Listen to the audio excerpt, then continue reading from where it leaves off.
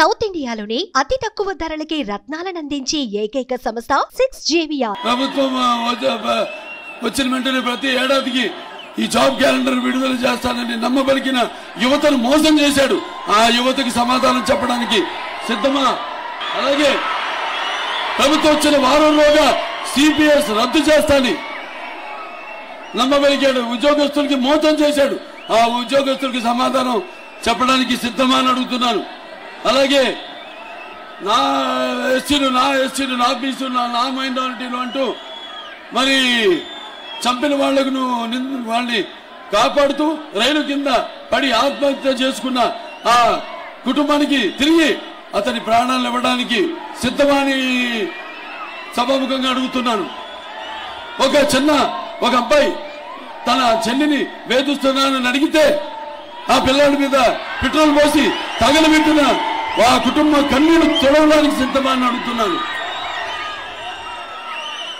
అలాగే 3 రాజధానుల పేరుతో అక్కడ అమరావతి రైతులను అవహేళన చేసిన ఆ రైతులు అప్పుల పాలు చేసిన ఆ రైతులు కొందరు ఆత్మహత్యలు చేసుకోవడానికి కారణమైన వాళ్ళకి ఆ రైతులకి ఇతను సమాధానం చెప్పడానికి సిద్ధమని అడుగుతున్నాను.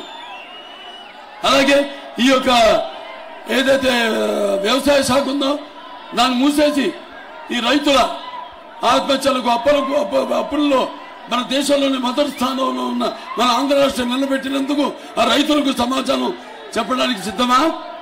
లేకపోతే మన రాష్ట్రంలో ఎటు చూసినా విద్యుత్ ధరలైతేనేమి, లేకపోతే బిల్లులైతేనేమి, ఆర్టీసీ రేట్లయితేనేమి, అటు డీజిల్ పెట్రోలు, అలాగే ఇంటి మీద ట్యాక్స్, నీటి మీద ట్యాక్స్, అలాగే ఆస్తి మీద పన్ను, అలాగే చివరికి చెత్త మీద కూడా పన్నులు పెంచేసిన మరి మీ అందరికీ సమాధానం చెప్పడానికి సిద్ధమా అని నేను అడుగుతున్నాను.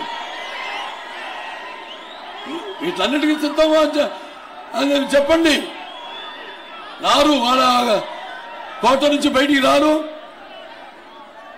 ఉన్న వాస్తవాలు చెప్పరు, ఉన్న మీ వకీలీకరించి వాళ్ళ ఇష్టానుసారంగా ఈ రాష్ట్రంలో పరిపాలన సాగిస్తుంది వైకాపా. ఇంకోటి మళ్ళీ మాయలు మోసాలు చేయడానికి సిద్ధమా?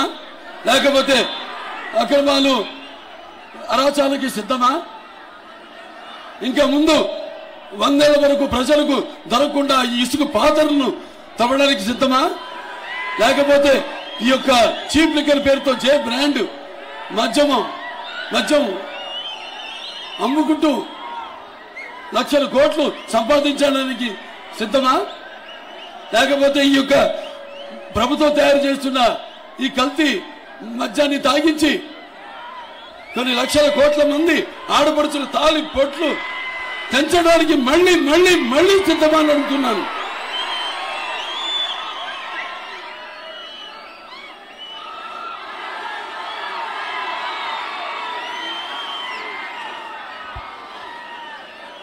తెలుగుదేశం ఆవిర్భావం నుంచి చూస్తే ఆనాడు రామారావు తెలుగుదేశం పార్టీని పెట్టి మరి ఆనాడు ఒక నూతన శకానికి నాంది పలికిన మహానుభావుడు, అలాగే